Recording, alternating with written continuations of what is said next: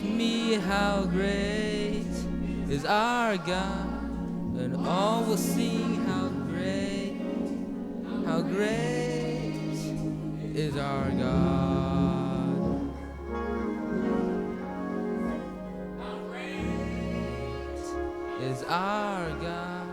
Sing with me how great is our God, and oh see how great is our God. And above all names, and above all praise,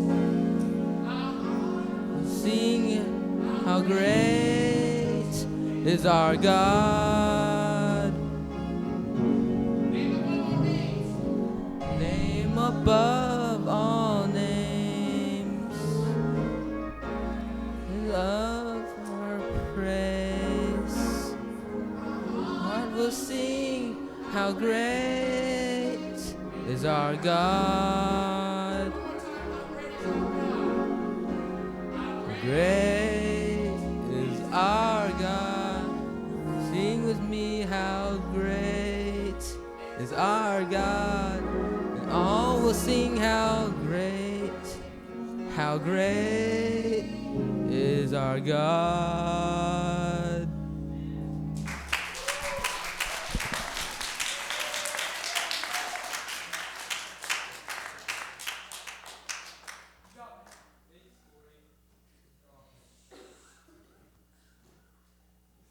You know, when you define who God is, you're looking at someone that is the originator of the universe. He has done what no man could ever do. Watch this, he's often copied, but he's never duplicated. You can't do what he has done unless he gives you a slight bit of wisdom. And the song says, how great is our God. When you look at this body, it is a masterpiece. Eyes to see, ears to hear, nose to smell, feeling, both at the touch and also within. I had a group of Japanese students from Keio University out of Tokyo. And at the end of the service, we had question and answer. And this one young lady asked, she says, and you know, they spoke like they were asking questions. She said, I've been Buddhist, I've been Catholic, I've never understood. Can you tell me how I understood you today? That was incredible. She didn't understand the Buddhist priest, she didn't understand the Catholic priest, but she come to a little church in Williamsburg, 1,000 miles away, and she can understand the message. That was incredible. Because when God speaks, everybody can understand. That's how great God is. On the day of Pentecost, there were people gathered there, devout people gathered there. In the book of Acts, it speaks about it. And how that they were from all parts of the earth. And they likewise was able to hear the message on the day of Pentecost. And they thought these individuals were drunk, being that they were unlearned. How is it that we hear every man speaking, or these people speak in our language? The magnificent power of God. That's how great God is. When he wants to send a message, he knows how to reach every individual upon the face of the earth. That's how great God is. Isn't that wonderful? Give him a hand.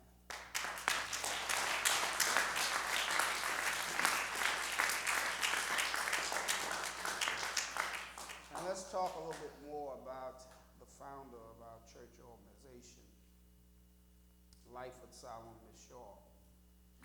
In 1928, he came to Williamsburg, and his way of breaking into the community and whatnot was always tent revivals. Tent revivals. And so in July, August of 1928, he pitched a tent maybe about 3 miles away from here. And there were families that joined. And so he was here in 28, 29, 30, 31, and he moved the congregation because Colonial Williamsburg, John D. Rockefeller was coming in at the time, and he was buying up all of the buildings and restoring them. And one of the buildings that the elder was renting was one of those buildings that was slated for being tore down or restored. And so he moved the congregation to Newport News, where he had begun, and the other congregation was there. So he came back in 1936, and he purchased the land that you visited today. And the first section, when he came in on the right-hand side, was the very first parcel of 500 and some odd acres that he purchased. And he deeded that to the National Memorial to the Progress of the Colored Race in America. And what he wanted to show was the progress of the slave once he hit the soil. And there's a monument that he had drawn up. And that first plateau showed the slave with one foot in the boat and the other foot on the land. And there was another plateau where he was working the fields. He was working the fields, and then the mothers would be caring for the master's children. And then there was another plateau where the railroad, many people don't know this, but the railroad system was built by the slaves because they were strong and masculine. They were in chains. They built because they were basically runaway slaves, and they had captured them and put them in chains, and they actually built the rail system. And so that's one of the plateaus. And then at the next plateau was fighting in the war. Some were guarding the home fronts of the masters, and some were actually out in the war zone fighting for the freedom to be free, the North and the South. And at the top of this monument was Jesus Christ, the greatest emancipator of all time. And so this is something that we are still in the memory of and trying to get it done. I just recently met with my first district congressperson, and when I laid out the plan that the elder had that I found in the Colonial Williamsburg, the archives of Colonial Williamsburg, was these plans that we didn't know, but the clerk there had came across, knew of us, and called my dad and said, there's something in the archives that maybe you should know about. And here what happened was John D. Rockefeller had asked the elder, what are you going to do with all this land? And so the elder laid it out of what he planned to do with the land along with the monument. And we found in January of 1931, January the 17th or somewhere around in there, the Virginia Gazette had an article where Congress had appropriated $2 million to build memorials between Jamestown and Yorktown. And the elder has always said this: we are the meat between two slices of bread. When they bite, they've got to bite us. Because that farm dates back to 1619. It is where the slaves first landed, and they were put to work to grow food for the colony, which was at Jamestown. And so the elder had this plan to show the progress of the slaves once they landed and what they went through and how that they did, and how that at the very top of the monument was Jesus Christ pulling them to the top. And find that before he died, he came to the farm on his last, the other side, the left-hand side of the farm was bought in 1943, and he deeded that to the James City County Bible and Agricultural Training School. What he wanted to do was teach delinquent boys a trade. And so that's the farm that the part of the farm that you saw, that you went to milk the cows. How many of y'all milk cows today? Wasn't that neat? Anybody get into milk today? Oh yeah, was that good milk? I had another class that came through some time ago, and one of the parents says, my children don't drink nothing but raw milk. She doesn't buy the milk from the store out there in California somewhere. She goes and get it raw milk, but you can't sell raw milk here in Virginia. And so, excuse me. And so I asked her children, I said, how good is this milk compared to your milk? They said, this milk is better. And I said, well, I must tell Dad that his milk is better than the California milk.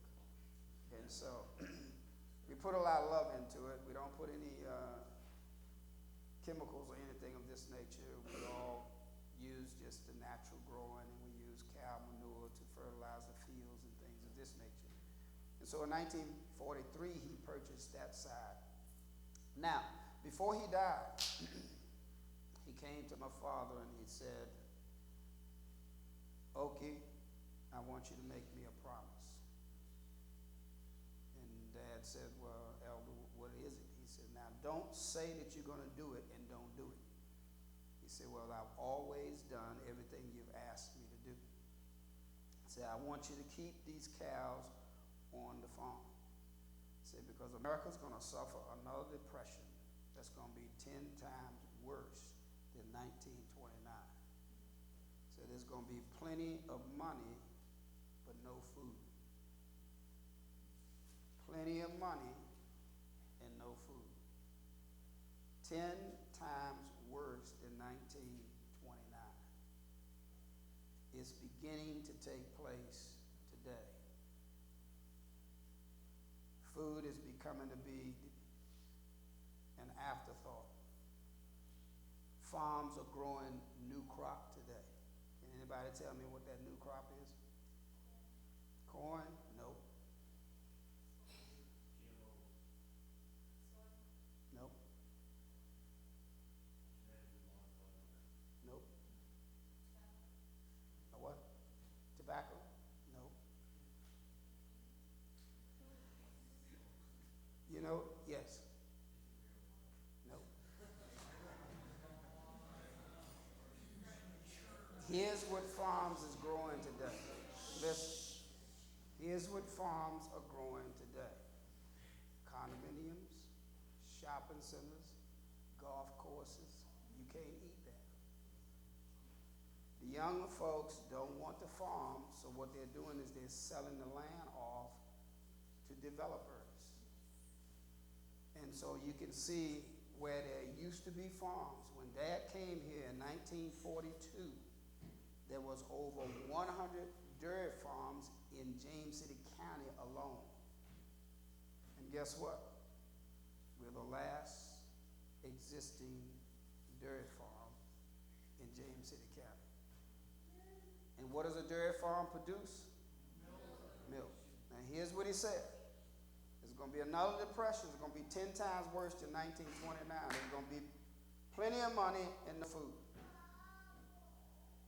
And if the people can get here and get a piece of bread and a glass of milk, that they will be able to survive. Piece of bread and a glass of milk. They'll be able to survive. It's frightening, yes, it is. But you can see today there is more money in the hands of American people today than has ever been before. And the food supply is dwindling gradually, little by little. If you ever want to watch one of these hurricanes or the storms come through and everybody get to the stores, all of a sudden, there's nothing left in the stores. One day they can clean the stores out. One day. What happens if it's 2 or 3 weeks or 4 weeks or 5 weeks or 6 weeks? It's going to be devastating. Devastating. And so Dad promised him to keep the cows on the farm. And another thing he says, and keep your sons here. He said, because you're not going to get anybody else to help you. And Dad has embedded this in us. We must maintain this for the salvation of the souls, because as the elder said it, so shall it be.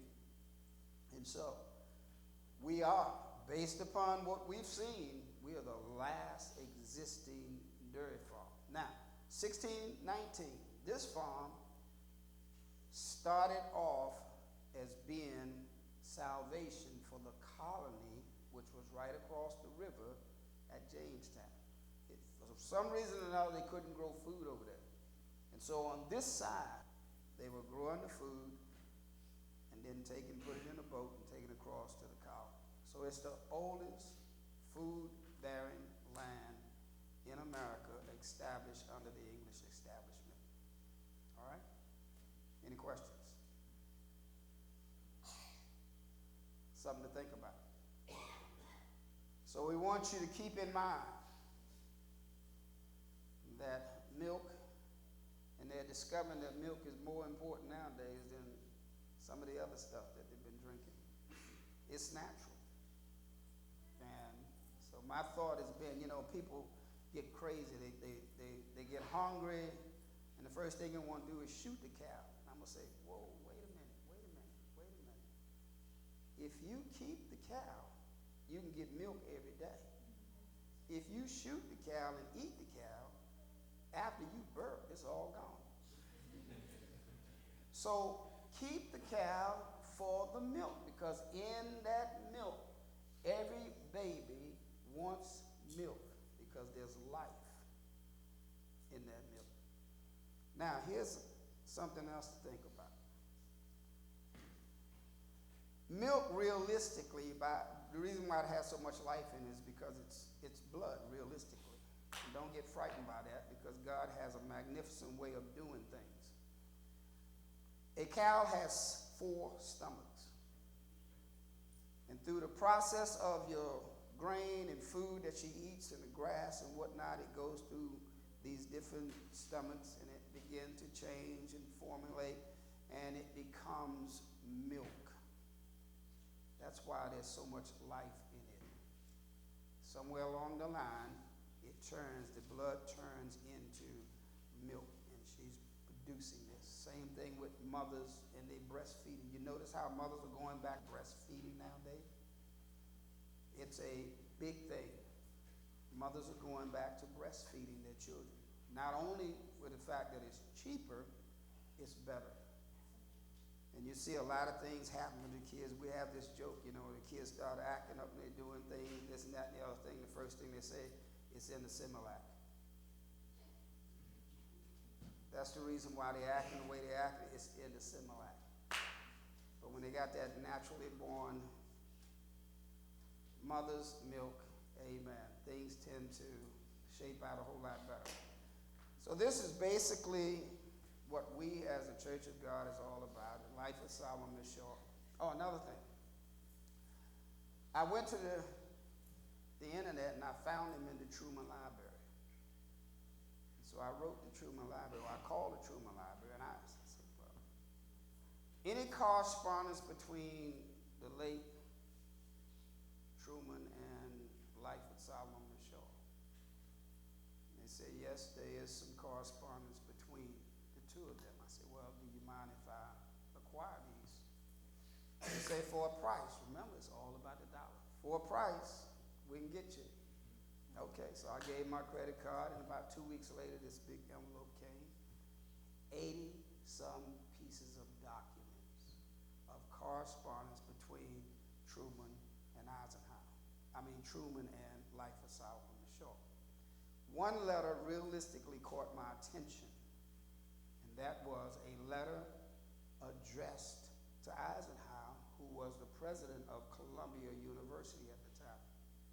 And he was reminding Eisenhower of the conversation that the two of them had, he, Life of Solomon, Eisenhower, had on the doorsteps of the Capitol, where he had gone to Eisenhower, and he had told Eisenhower how that he was to be the next president of the United States of America, but he was to wait his turn because God was not finished with Truman as of yet. And so he showed him how that God operates in 7. And he said, you did this in 7 months. You did this in 7 years. This happened in 7 days, so forth and so on. He said, therefore, God is using you to bring the country to the next step. But you ought to wait your turn. And so at the end of that letter, this is what really catches a lot of attention. The end of the letter, he stated this. There's only 3 people that I want to know about this letter. That's you, your wife, and the President of the United States of America, of whom I will personally place a copy of this letter in his hands this week. Where did I find the letter? In the Truman Library. How did he get there? He had to have placed. This was a letter addressed to Eisenhower, but it was in the Truman Library. So he wanted the President of the United States of America to know that Eisenhower is coming along. See, because there, if you study the two, there was some friction there between Eisenhower and Truman. And so he calmed that down, said you don't want to damage his record because he is going to be the next President of the United States of America. So I studied Eisenhower. Eisenhower was a Democrat. And Life of Solomon told him that day, you are neither Republican nor Democrat, but you are a man that God can use to carry this country in the next step. And I studied Eisenhower. He bailed the party and ran on a Republican ticket after Truman's term had expired. See, what Truman did was he took over after Roosevelt had died, and then he ran again. And he was running against a gentleman by the name of Dewey. And the paper had Dewey winning. Life with Solomon on his broadcast, Sunday morning broadcast, prophesied that that Truman would win. Whenever the polls had Dewey winning. Tuesday's election, closeout, Truman won. The prophecy of the man came to pass. And so when Truman finished, Eisenhower went on the Republican side, ran, and won the election, just like the elder said, wait your turn, you will be the next President of the United States of America. And so this man helped to shape a lot of what's going on in the country up until things begin to sour out and move in a different direction as we see it moving in today's society. Another thing I want to point out to you was how that on the Democratic floor, the last election that Roosevelt ran and won, on the Democratic floor, Life of Solomon nominated Eleanor Roosevelt to be vice president, a aside her husband. If the Democrats had accepted her as a nominee, she would have been the first woman president of the United States of America because her husband died in office that term. How close was that? Because she was such a support, she did a lot. Much of what was going on in the country, she had a lot to do with it. And so Lyford Solomon, in her honor, thought that she would serve the country very well as the vice president aside her husband. And if the Democrats hadn't accepted that, she'd have been the first woman president of the United States of America. How close was that? And that was in Chicago back in 1940 something of it. All right, any questions? May God bless you. Heaven ever smile upon you. We want to thank you for coming by. We've enjoyed having you. And how long are y'all going to be in Williamsburg? Leaving tomorrow. Pull it up. Well, it's been a great pleasure to have you to stop by here, to be able to share with you a little bit of what we've been taught and what we love doing. There's been others that have come by, you know, and you were here last year, right? 2 years ago. Was it 2 years ago? Yeah. Man, time is flying. Yes, it does. It's, you were with Deb Ford and them at that time, wasn't you? Yes. Okay. Good. She's supposed to be coming in town tomorrow morning, I think. And then she'll be on down this way. Good. All right.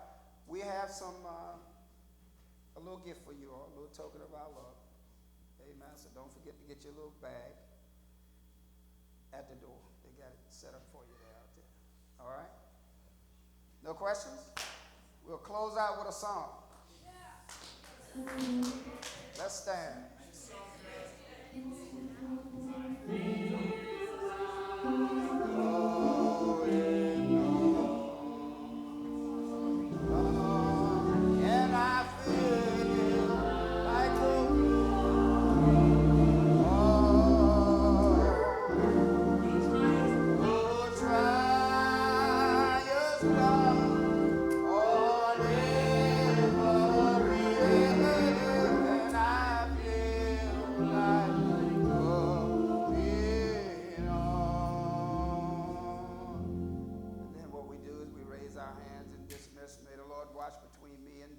After me, may the Lord watch between me and thee. May the Lord watch between me and thee. When we're absent. When we're absent. One from the other. One from another. Together can we all say.